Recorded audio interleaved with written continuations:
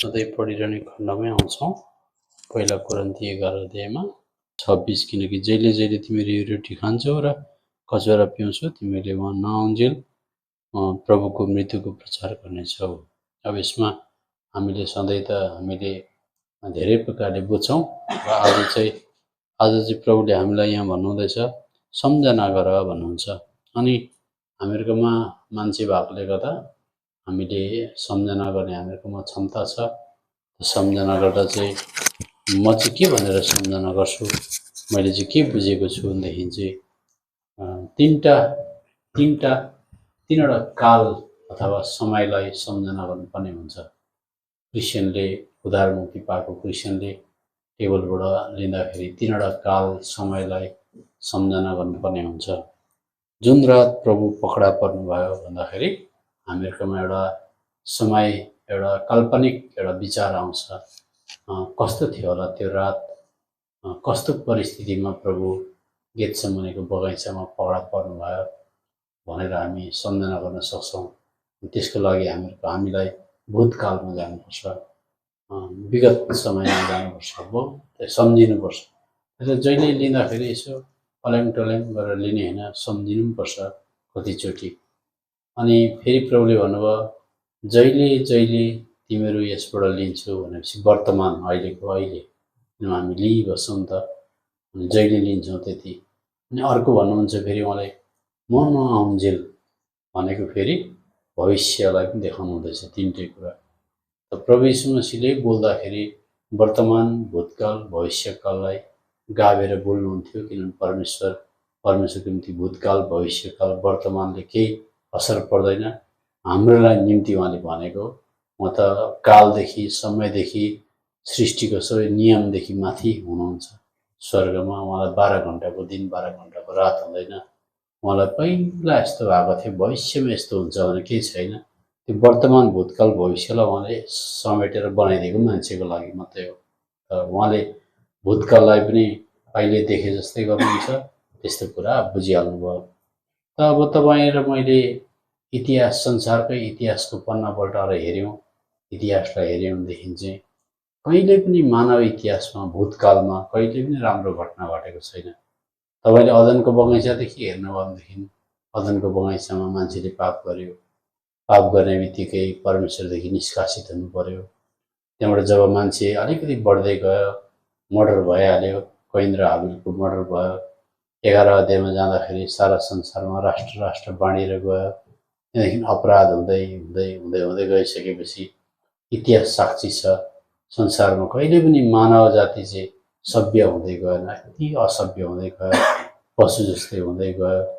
त्यहाँदेखि मान्छे चाहिँ स्वार्थी हुँदै गए, हत्यारा हुँदै गए। मान्छे यति भयङ्कर पापी भइसकेपछि संसारले पहिलो विश्वयुद्ध देख्यो, दोस्रो विश्वयुद्ध देख्यो, तेस्रो विश्वयुद्ध पनि कोल्ड वार भन्छ, भइरहेकै छ अहिले। त्यसले गर्दा मानव इतिहासलाई तपाईँले हेर्नुभयो भनेदेखि चाहिँ यति भयङ्कर मान्छे मरेको भन्छ पहिलो विश्वयुद्धमा, दोस्रो विश्वयुद्धमा। यति ज्यादा मान्छेलाई यति अत्याचार अन्याय गर्यो भन्छ।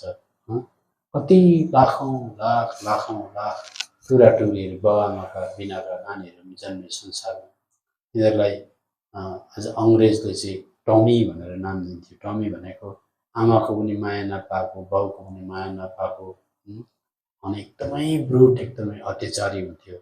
त्यो टमीलाई चाहिँ कुकुर जस्तै, मान्छेले कुकुरको नाम टमी राख्छ होइन, तर त्यो आर्मी बनाएको थियो ब्रिटिसले, त्यसरी बाउ पनि नभएको, आमा पनि नभएको जन्मेको। किन भन्दा त्यो पहिलो विश्वयुद्ध र दोस्रो विश्वयुद्धमा चाहिँ एकदमै मान्छे चाहिँ पशु जस्तो, यति ज्यादा बलात्कार, यति साह्रो अत्याचार अन्याय भयो। कति अत्याचार अन्याय सहे मान्छेले।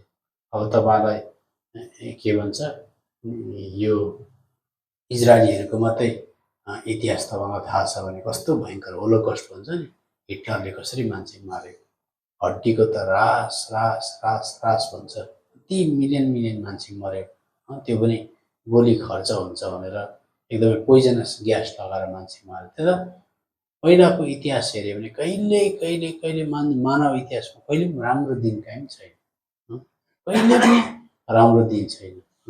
मान्छेले बम आविष्कार गरेको, आज नागासाकी हिरोसिमामा बम पड्काएको, मान्छे मारेको, चोरेको, अपराध घट्दै जाँदैछ बढ्दै जाँदैछ भन्नुहोस् त?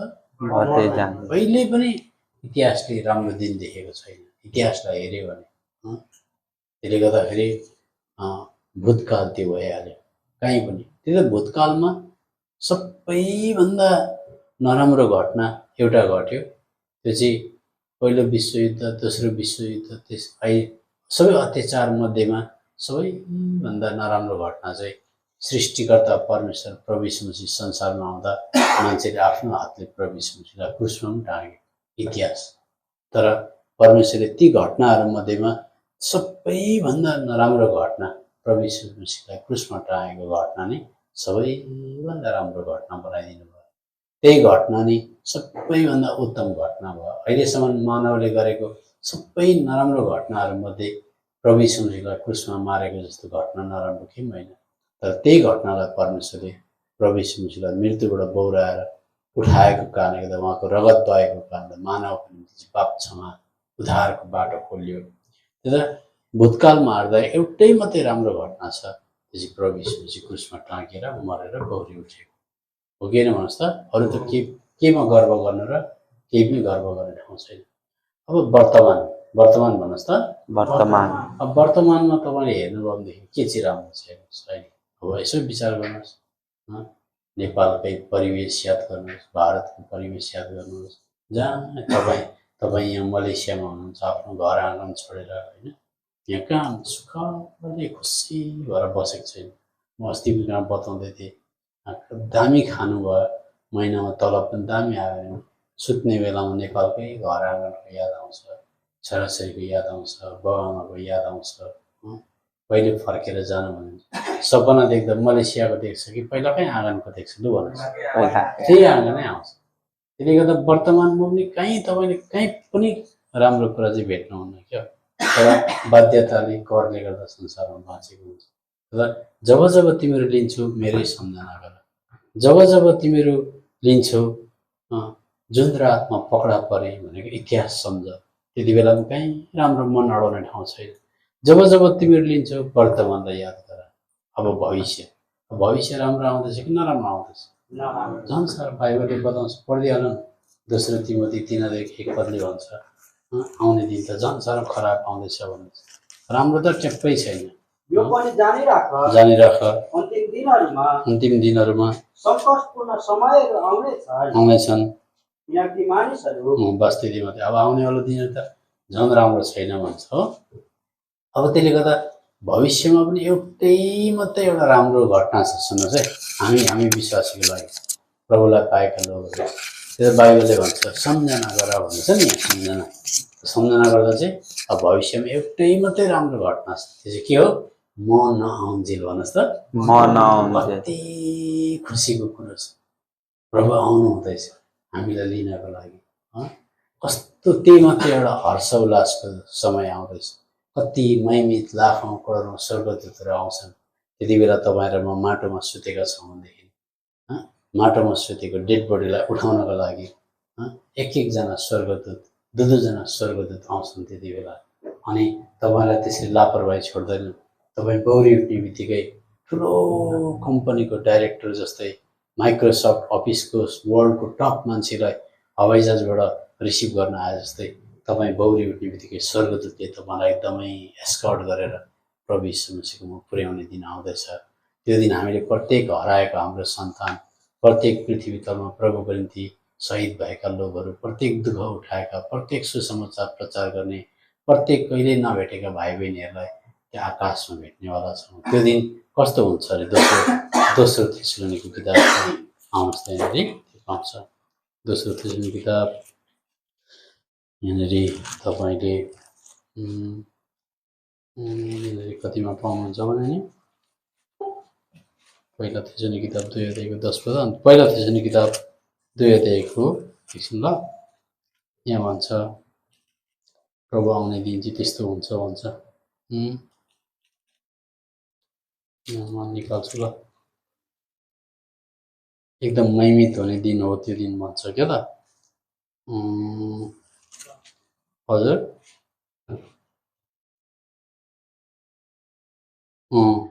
यहाँ रहेछ अनि दोस्रो थिचन किताब 1 अध्यायको 10 पद छ। त्यो पढ्नुहोस्। दोस्रो पहिलो दोस्रो थिचन 1 अध्यायको 10 पद। त्यो दिन यो त्यस दिन हुनेछ जब म आफ्ना पवित्र जनहरूमा महिमा पाउनका निम्ति र सबै विश्वास गर्नेहरूमा अचम्म मानिनका निम्ति आउनुहुनेछ। देख्नुभयो कस्तो चाहिँ महिमित दिन हुन्छ। त्यो चाहिँ यति साह्रो अचम्म हुन्छ भन्छ, यति साह्रो भयङ्कर हुन्छ। त्यो दिन चाहिँ अब हामीले नयाँ शरीर पाएको हुन्छौँ, नयाँ आँखा पाएको हुन्छौँ, नयाँ मुटु पाएको हुन्छौँ। अनि त्यो नयाँ मुटु, नयाँ जिब्रो, नयाँ आँखाले मात्रै त्यो महिमित दृश्यलाई त्यसले अगाल्न सक्छ, देख्न सक्छ, थाम्न सक्छ। त्यस्तो दिन आउँदैछ र भविष्यमा एउटै मात्रै आशा छ, हामीलाई त्यो कुराले पक्रेको हुनुपर्छ।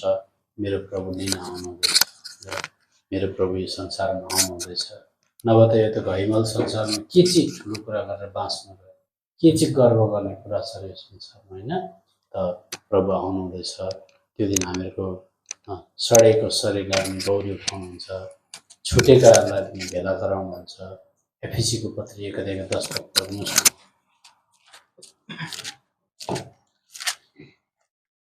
समयहरू पूरा भएपछि प्रबन्ध मुताबिक उहाँले सबै कुराहरू ख्रीष्टमा एकत्र गर्नुहुन्छ। दुवै स्वर्गमा भएका कुराहरू र पृथ्वीमाथि भएका कुराहरू उहाँमा। त्यस्तो अब त्यसले गर्दा हामी प्रभुको छोराछोरी त्यस्तो आशा राखेको कारणले गर्दाखेरि चाहिँ दोस्रो पत्रस 3 अध्यायको यहाँ हामी पाउँछौँ। सायद 11-12 पदमा हतारिनु भन्छ, एकदम हतार गर्नु है। तिमीहरूको जीवन पवित्र राख्नु, हरेक चालचलन पवित्र राख्नु। दोस्रो पत्रस 3 अध्याय अनि त्यसको तपाईँले पढिदिनुहोस्।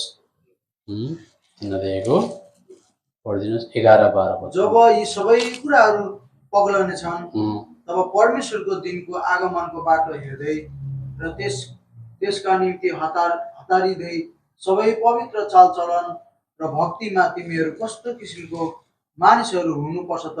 हेर्नु हामीलाई भन्छ कस्तो खालको पवित्र विचार गर्नुहोस् न। प्रभुको त्यो आशा राख्ने, प्रभु आउनुहुन्छ भनेर आशा राख्ने व्यक्तिले चाहिँ के गर्नुपर्छ अरे? यहाँ पहिला यूहन्नाको किताब 3 अध्यायमा आउनुहोस्। 3 अध्यायको 3 पद पढ्नुहोस्। अनि उहाँमा यो आशा राख्ने हरेक मानिसले जस्तो उहाँ शुद्ध हुनुहुन्छ त्यस्तै गरी आफूलाई शुद्ध पार्दछ। प्रभु तपाईँ आउनुहुँदैछ। तपाईँ आउँदाखेरि चाहिँ तपाईँले मलाई दाग बिनाको भेट्नुपर्छ, चौरी बिनाको भेट्नुपर्छ। मेरो बोली वचन जाँच्नुहोस्, म एकदम सठिक कुरा बोल्ने हुन्छु। मैले अब अहिलेको समयमा वर्तमान मोबाइल हेर्दाखेरि म कहीँ पनि जुन कुरो मेरो आत्माको फाइदा हुँदैन, म त्यो चटक पटक देखाउने, नाच्ने, उफ्रिने किसिम देखाउनेपट्टि म जाँदिनँ। म मेसेज सुन्छु, त्यहाँदेखि बाहेक म अरू केही पनि हेर्न चाहदिनँ भनेर अहिलेदेखि तपाईँ र मैले साँच्चै नै छुटकारा पाउने मेलो गरेका छैन भनेदेखि चाहिँ प्रभुलाई चाहिँ झुक्याउन सकिँदैन। किनभने भजनको किताब 18 अध्यायमा आउनुहोस् त। यहाँनिर 18 अध्यायमा के भन्छ? भजनको किताब 18 अध्यायमा 18 भन्नुपर्छ। बताउँछु यहाँनिर 18 को 25-26 पढ्नुहोस् न। हामीले अरूलाई कृपा देखाएको छौँ भने प्रभु पनि हामीप्रति कृपाले देखा पर्नुहुन्छ। हामीले आफूलाई साँच्चै सिधा चालको देखाएको छ भने प्रभुले आफूलाई आउँदा सिधा देखाउनुहुन्छ। हामीले प्रभुप्रति चोट्टा गरेका छौँ भने प्रभुले पनि चोट्टा नै गरिदिनुहुन्छ। लेखेको पढ्नुहोस्। कृपालु प्रति तपाईले आफूलाई कृपालु नै देखाउनु हुनेछ। सिधा मानिस प्रति तपाईले आफूलाई सिधा नै देखाउनु हुनेछ। शुद्ध प्रति तपाईले आफूलाई शुद्ध नै देखाउनु हुनेछ। टेढा प्रति तपाईले आफूलाई टेढा नै देखाउनु हुनेछ। अहिलेदेखि हामी टेढा मेढा हुनु हुँदैन। अहिलेदेखि हामीहरूको इमानदारी हुनुपर्छ। मोबाइल भयो, बातचित भयो, हाम्रो रुपियाँ पैसाको लेनदेन भयो, हाम्रो बोली वचन भयो, हाम्रो हेराइ भयो, एकदमै हामीले रुँदै हिँड्नुपर्छ। जति सक्दो प्रभु मलाई दुष्ट संसारमा कहिले लानुहुन्छ, मलाई दिगदार लाग्छ। यता हेर्दा पनि पाप देख्छु, उता हेर्दा पनि पाप देख्छु। मलाई शिक्षित लाग्छ, प्रभु मलाई बचाउनुहोस् भनेर हृदयभित्रबाट त्यो चाहना छ भने चाहिँ प्रभु आउँदा चाहिँ प्रभुले चाहिँ कतिको सेवा सम्बन्धी जान्छ त्यस आधारमा पनि होइन, कतिको भेटिहाल्छ त्यसको आधारमा पनि होइन, कतिको बाइबलको वचन जान्छ त्यसमाथि पनि होइन भनेको छ। प्रभु आउँदा चाहिँ प्रभुले सिग्नल चाहिँ अहिले दिएको छ, चाबी चाहिँ अहिले दिएको छ। प्रभु आउँदा चाहिँ कुन चाहिँ विश्वासी उठ्न सक्छ भन्दाखेरि दोस्रो तिमोथीको किताबमा आउनुहोस्। दोस्रो तिमोथी त्यहाँनिर सिग्नल चाहिँ सिम्टम त्यसको लक्षण चाहिँ अहिले बताइदिएको छ। त्यो लक्षणले हामीलाई भेटेको हुनुपर्छ। अनि म विश्वास गर्छु तपाईँहरूलाई त्यो लक्षणले भेटेको छ। अनि त्यो लक्षण चाहिँ बढाउँदै लानुहोस् हो। दोस्रो तिमोथीको किताब सायद 2 अध्याय होला। दोस्रो तिमोथी 2को 19 पद। अब सुन्नुहोस् ल, यसरी बुझ्नुपर्छ, मलाई हेर्नुभयो बुझ्नुहुन्छ। मानिलिउँ जीवनको पुस्तकमा कसको नाम छ भनेर अहिले स्वर्गबाट एउटा चिठी आयो अरे हो। अब हामी यहाँ बसिरहेको छ, हामीलाई कति उत्सुकता हुन्छ। अहिले एउटा स्वर्गबाट पार्सल आयो, कसको नाम चाहिँ माथि छ अरे भन्दा त अब अचम्मै हुन्छ नि, रिजल्ट आएको जस्तै हुन्छ। मेरो छैन कि कसको छ होला भने इन्क्विजिटिभ हुन्छ, एकदमै उत्सुकता हुन्छ। त्यस्तै प्रकारले माथिबाट आयो अरे एउटा पार्सल, त्यसमा चाहिँ हामी यहाँ माम्रेमा भेला हुने जति चाहिँ कसको नाम माथि चाहिँ कसको छैन भन्दा आयो अरे है। अनि त्यो पार्सलको दुईपट्टि सिल रहेछ अरे, छाप के रहेछ, छाप रहेछ। अनि भित्र त कसैको लिस्ट पनि छैन रहेछ अरे, तर दुईपट्टि छाप लागेको रहेछ अरे। छापबाटै चाल पाउनु पर्दो रहेछ अरे कसको नाम चाहिँ रहेछ भने। त्यसलाई भन्छ लक्षण, सिम्टम्स भन्नुहोस् त के रहेछ। सिम्टम्स चाहिँ के रहेछ भन्दाखेरि 2को 19 पद पढ्नुहोस्। हेर्नुहोस् त, 2टा छाप छ कि छैन पढ्नुहोस्। तरै पनि परमेश्वरको जग दृढतापूर्वक खडा रहन्छ, जसमा यो छाप लागेको छ। अब एकपट्टि मास्लोपट्टि चाहिँ के छाप रहेछ होइन हो। अब त्यहाँ इन्भर्टेड कमामा लेखेको छ खडा होइन, जग त्यहाँ लेखेको छ। अब प्रभुले उहाँका आफ्नाहरूलाई चिन्नुहुन्छ भनेर कमा बन्द गरेको छ कि छैन, एउटा छाप त्यो भयो। सुन्नुहोस् त्यहाँनिर अब त्यो चिठीमा त्यो छाप रहेछ। अनि भनेर फेरि इन्भर्टेड कमामा सुरु गरे, 2टा छाप। पहिला पढ्नुहोस् फेरि। अनि ख्रीष्टको नाम लिने हरेक जन अधर्मबाट अलग रहोस्। हो, त्यति मात्रै रहेछ सिम्टम्स। यता बुझिहाल्नु भने यता हेर्नुहोस् त, परमेश्वरले भनेको कुरा चाहिँ हल्लिँदैन, जग चाहिँ ट्याप्पै हल्लिँदैन। जे भनेको माथि चाहिँ त्यहाँबाट माथिपट्टि रहेछ परमेश्वरले आफ्नाहरूलाई चिन्नुहुन्छ भनेर लेखेको छ। अनि हामीले को होला है त्यो भनेर यतापट्टि पल्टाउँदा त के लेखेको छ, छाप अर्को छापमा प्रभुको नाम लिने चाहिँ अधर्मदेखि भागोस् मात्रै भनेको रहेछ। अब बुझिहाल्नु भयो त, प्रभुले आफ्नालाई चिन्नुहुन्छ। कसलाई चिन्नुहुन्छ? आफ्नालाई चिन्नुहुन्छ। कसलाई? जो चाहिँ पाप भनेपछि के गर्छ हो, त्यसलाई मात्रै चिन्नुहुन्छ। सक्यो त, त्यति त बुझ्छ नि लाटाले। त्यसले गर्दा हामीले चाहिँ के गर्नुपर्छ भनेदेखि चाहिँ प्रभु पाप भन्ने विषयसँग चाहिँ म खेलबाड गर्दिनँ। पाप भनेपछि म छुँदिनँ, छेउमै जाँदिनँ, पापको नामै लिँदिनँ। चाहे रिस होस्, चाहे गनगन होस्, चाहे बुदबुदाउने कुरा होस्, चाहे निन्दा गर्ने कुरा होस्, चाहे कुनै पनि कुरा होस्, प्रभु म पाप भनेपछि चाहिँ भाग्न चाहन्छु भने चाहिँ कुरा बुझिछस्। पापैले गर्दा चाहिँ म क्रुसमा टाँगिएको हुँ। क्रुसमा टाँगिएको चाहिँ म गिटार बजाउन सिकाउन आएको पनि होइन। क्रुसमा टाँगिएको कारण चाहिँ म भेटी थाप्न आएको पनि होइन। क्रुसमा टाँगिएको कारण चाहिँ ठुलो बिल्डिङ बनाउन आएको पनि होइन। पापले गर्दा म क्रुसमा टाँगिएको, पापदेखि जोगिन चाहन्छस् भने चाहिँ म मरेको कुरा बुझिछस् भनेर भन्नुहुन्छ। जहिले पनि सुसमाचारमा चाहिँ 2टा, पहिला टाउको त्यहाँबाट पुच्छर आउँछ। टाउको चाहिँ के हो भनेदेखि चाहिँ पढिहाल्नुहोस्, यूहन्नाको किताब 8 अध्यायको 11 पद पढ्नुहोस्। त्यसले खालि टाउको मात्रै बुझेको हुन्छ, पुच्छर चाहिँ बिर्सेको हुन्छ। मान्छेले पुच्छर बिर्सेपछि अन्त मार्का चाहिँ त्यहाँ खान्छ। यूहन्नाको किताब 8 अध्यायको 11 पदमा त्यो जुन औरतले पाप गर्दै गरेको 10मा पकडा परेकी थिए, अनि त्यो पकडा परेको औरतलाई प्रभुले के भन्नुभयो? त्यसले भने कसैले पनि ठहराएन प्रभु, कसैले पनि मलाई दोषी ठहराएन प्रभु। अनि येशूले त्यसलाई भन्नुभयो म पनि तिमीलाई दोषी ठहराउँदिन। एउटा पाटा त्यो भयो, जाऊ र अबदेखि पाप नगर। हेर्नु दुईटा पाटा छ सबजना सुन्नुहोस् त। म पनि तिमीलाई दोष लाउँदिनँ हो, म दोष लाउन आएको होइन, क्षमा गर्न आएको, तर तिम्रो पापले गर्दा म क्रुसमा टाँगिँदैछु, होसियार गर, पाप चाहिँ नगर है भन्नुभयो भएन।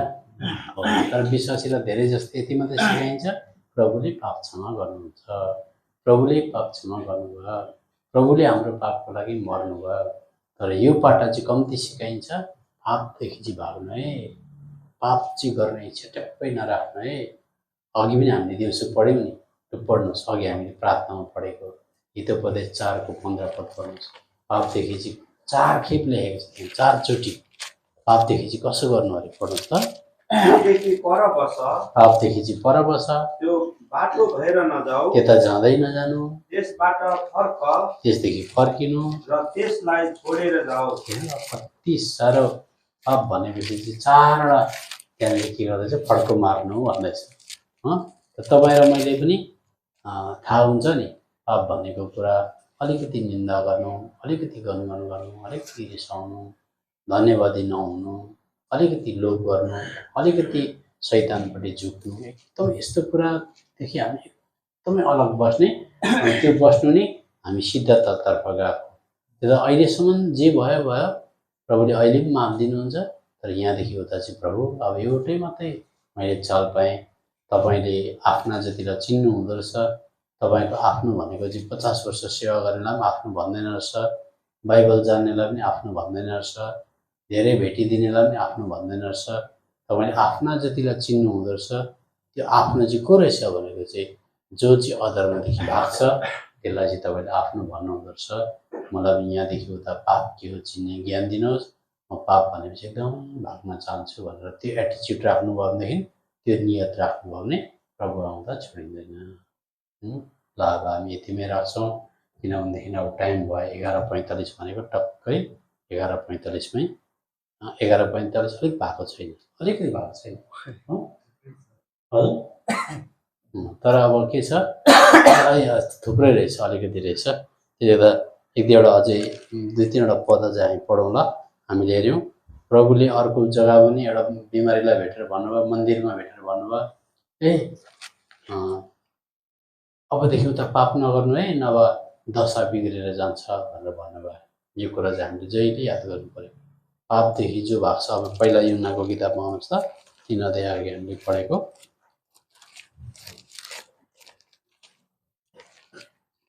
पहिला युहन्नाको किताब 3 अध्याय।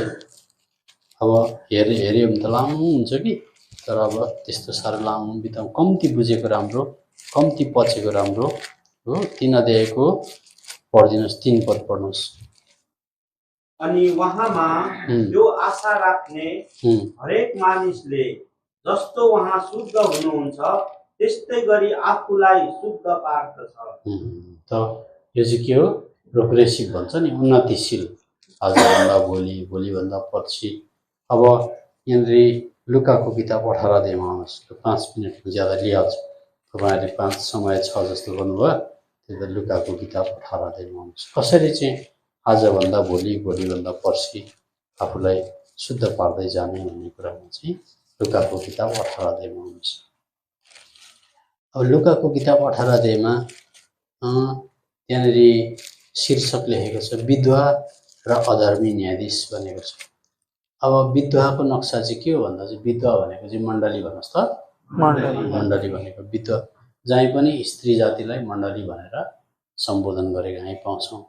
अनि यहाँनिर चाहिँ एउटा विश्वासीको अथवा एउटा मण्डलीको खास शिक्षा चाहिँ के हुनुपर्छ भन्दा, यो विधवालाई प्रोत्साहन दिएको छ। प्रोत्साहन भनेको चाहिँ तिमी चाहिँ पृथ्वी तलमा तिम्रो कोही सहारा छैन, तिमी चाहिँ हस्बेन्ड नभएको जस्तै हो, अर्थात् तिम्रो प्रभु यीशु मसीह हस्बेन्ड हुनुहुन्छ, स्वर्गमा हुनुहुन्छ, अहिले तिमीलाई धेरै थिचोमिचो हुन्छ, तिमी कमजोर छौ, तिमीलाई चारैपट्टिबाट दबाइन्छ, मिचिन्छौ तिमी भन्ने खालको विधवाको नक्सा हो।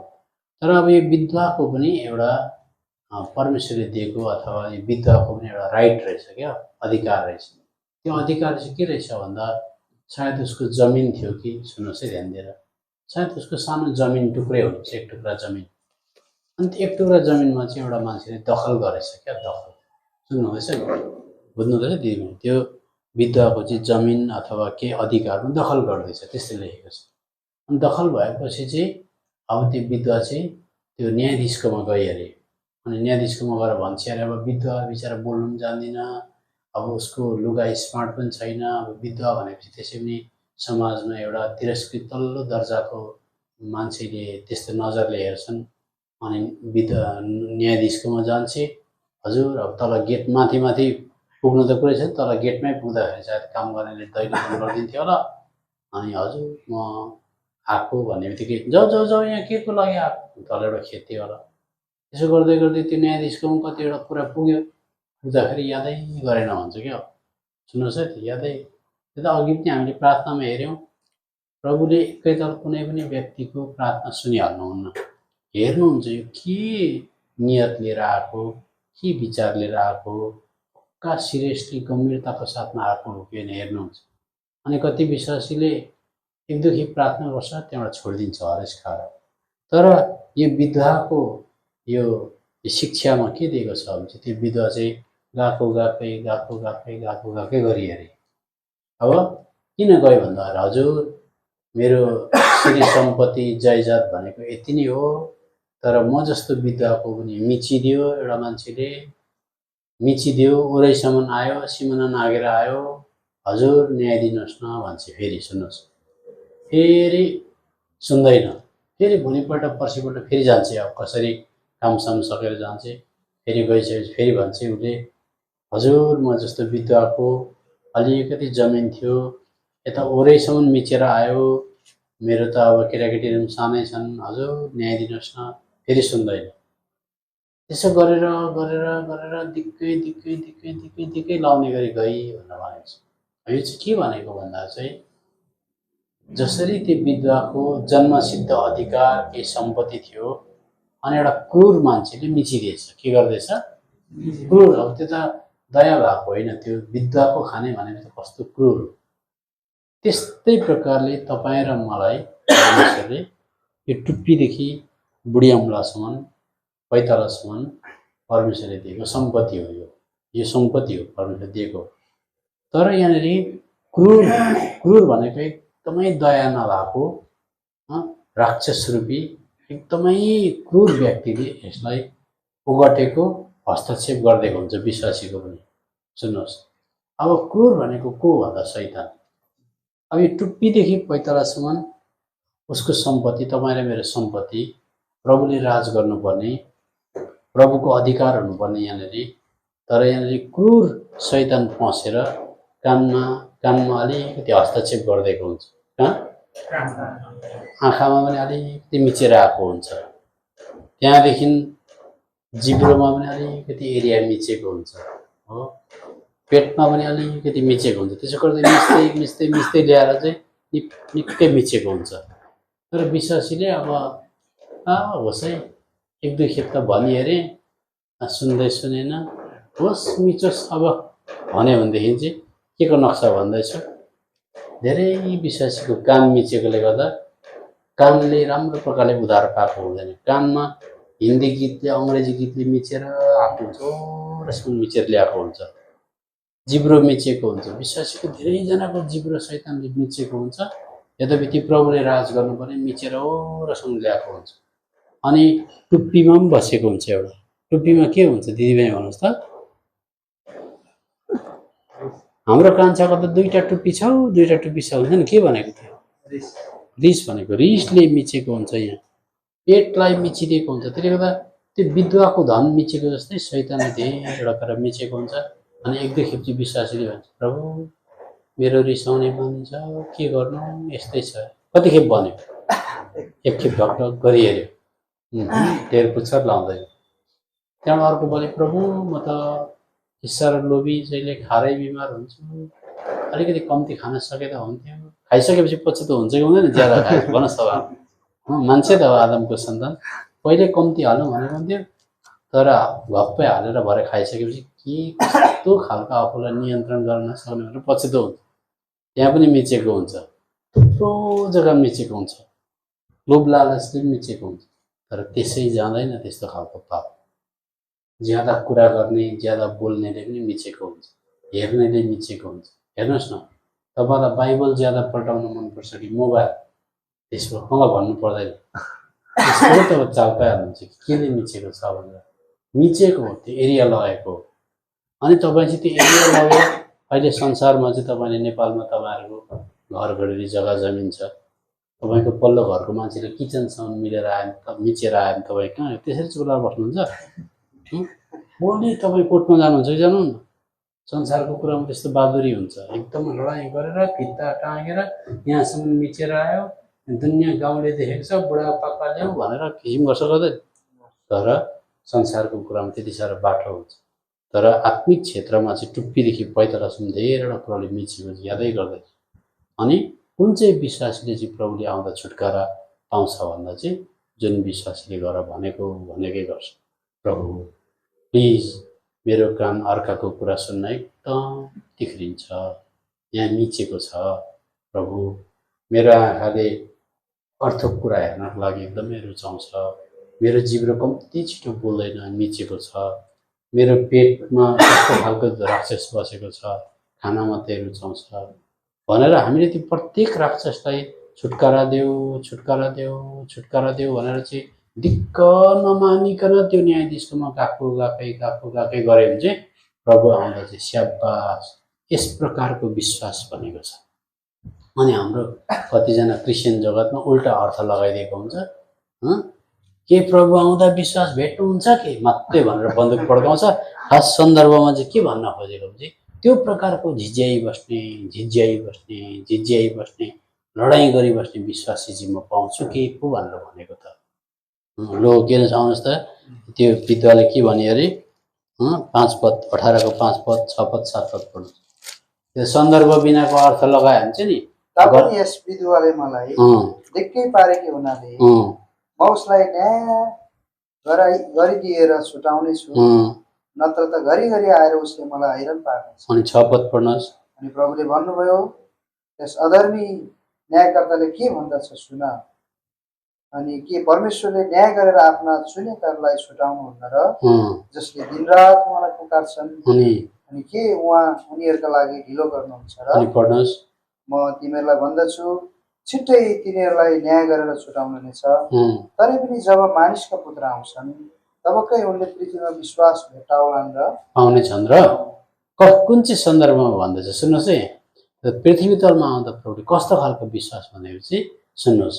प्रभु मलाई गनगनदेखि छुटकारा दिनुहोस्, हिजो भनेको प्रभु मलाई ज्यादा बोल्नेदेखि छुटकारा दिनुहोस्, तपाईँ आउने बेला भयो। प्रभु मलाई रुपियाँ पैसाको लोभदेखि छुटकारा दिनुहोस्, प्रभु मलाई खानामा कन्ट्रोल गरिदिनुहोस्, प्रभु मलाई झडङ्ग रिसाउनदेखि बचाउनुहोस्, प्रभु मलाई अन्यथा अरू कुरा हेर्नदेखि बचाउनुहोस्, प्रभु प्लिज मलाई मोबाइलमा यसरी समय बर्बाद गर्नदेखि बचाउनुहोस् भनेर रोकै दिगदार लाउने खालको भनेको भन्नुभयो त। प्रायः विश्वासीले चाहिँ प्रभु के गर्नु, धेरै समय मोबाइलले लान्छ भने डक्टर गरेर छोडिदियो 6 महिना। त्यो विद्वाले त्यसो गरिन अरे, त्यो विद्वाले दिगदार लगाएर भनेकै गरी अरे ए तिमीलाई यति साह्रो वाक्कै पारेको, मैले राज गर्ने क्षेत्र चाहिँ त्यो शैतानले त्यसरी ओगर्दियो तिम्रो, तिमी दिनरात छुटकारा पाउँछौ खोज्दैछौ, म आउँदाखेरि तिमीलाई यसरी लडिरहेको भेटाउन पाऊँ भने। कसले चाहिँ आफ्नो प्ली भन्छ नि, प्ली भनेको इङ्ग्लिसमा आफ्नो कारण लगाएर कुन चाहिँ क्रिस्चियनले त्यति साह्रो सिरियस कोही पनि जाँदैन। त्यस्तो खालको विश्वास चाहिँ म पाउँछु के भनेको। प्रभुले तपाईँलाई सहायता गर्नुहुन्छ, हरेस नखानु, सदैव मलाई ज्यादा बोल्नेबाट छुटकारा दिनुहोस्, मलाई गनगन गर्नेबाट छुटकारा दिनुहोस्, मलाई अधन्यवादी हुनेदेखि छुटकारा दिनुहोस्, मलाई अर्काको चर्चा बिहानै उठेर त्यो भनिहाल्नुपर्छ, चाहना हेर्नुहुन्छ प्रभुले। अनि यसलाई दिक्क पारेको रहेछ, यो कुराले यसलाई हुरुक्क पारेको रहेछ, यसले साँच्चै दिगदार भरै भनेको रहेछ र चाहिँ त्यस्तोलाई छुटकारा दिनुहुन्छ। नभए प्रायः जस्तोले चाहिँ पापलाई पालेर राखेको हुन्छ। एक दुई खेप भन्यो, त्यहाँबाट आफ्नो बानी कसले छोड्ने, हेबिटाइज हार्ट भन्छ नि। हेबिटाइज हार्ट भनेको मान्छेको पुरानो बानी मरेको हुँदैन। मैले पनि प्रभुलाई दिगदार लाग्ने गरी भनेको, तपाईँहरू जस्तै मेरो पनि समय ज्यादा मोबाइलमा जान्थ्यो। अहिले म मोबाइल हेर्छु, खालि मेसेज हेर्छु, म त्यसलाई प्रपर युज गर्छु। मेरोमा अरू हेर्ने टाइम हुँदैन, मेरोमा मेसेजदेखि बाहेक के हुँदैन। दिनभरि म यो कोठामा बस्छु, हेर्नुहोस् मलाई छटपट लाग्नु पर्यो, मलाई छटपट लाग्दैन। मेरोमा खाताभरि मेसेज हुन्छ, म बाइबलै अध्ययन गर्छु, प्रभुकै उपस्थितिमा बस्न मनपर्छ, बोरिङ लाग्दैन। तर त्यसै चाहिँ भएन त्यो कुरा, बहुत प्रार्थना गरेर भयो। कुरा गर्ने बानी मेरो पनि थियो आधा तर्क, तर बहुत रोएपछि मात्रै प्रभुले मलाई छुटकारा दिनुभयो। त धेरै प्रभुले त्यो कुरा मन पराउनुहुन्छ। त तपाईँले चाल पाइहाल्नुभयो, प्रभुले हामीलाई सम्झना गर भन्नुभयो। भूतकाल सम्झना गर्दा केही पनि राम्रो छैन, क्रुसमा टाँगिएकोदेखि बाहेक। वर्तमान सम्झना गर्दा अहिले पनि गर्व गर्ने कुरा केही छैन। भविष्य सम्झना गर्दा खालि प्रभु लिन आउनुहुँदैछ, त्यति तिनवटा कुरा मात्रै हो। अनि प्रभुले आफ्नाहरूलाई चिन्नुहुन्छ, एउटा छाप भयो। अर्कोपट्टिको छापमा के लेखेको रहेछ? जो चाहिँ पापदेखि भाग्छ त्यसलाई चिन्छु भनेको बुझिहाल्नुभयो। त प्रभुले हामीलाई पाप क्षमा मात्रै होइन, पापदेखि छुटकारा पनि दिन चाहनुहुन्छ। म तिमीलाई दोष लाउँदिनँ भन्नुभयो, तर अबदेखि उता चाहिँ के नगर। त्यो कुरा पनि एकदमै साह्रै ज्यादा ध्यानमा राखेर हामी हिँड्यौँ भनेदेखि चाहिँ हामी प्रभु आउँदाखेरि लाजमा पर्दैन। ल हामी राख्छौँ।